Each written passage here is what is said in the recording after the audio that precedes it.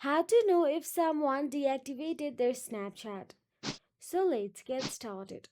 First of all, open the Snapchat app on your mobile device and make sure that you are logged into your Snapchat account.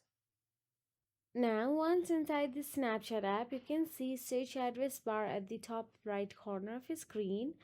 Now, if you search for someone on Snapchat and their profile does not pop up, it is possible that they have deleted or deactivated their account.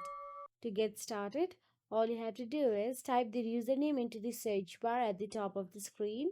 Any similar or matching usernames should pop up in the area below the search bar. If no matching usernames pop up, then the person has probably either deleted their account or deactivated on Snapchat. If you are not sure what's the person's username, you may be able to find them by searching for the name or also the phone number.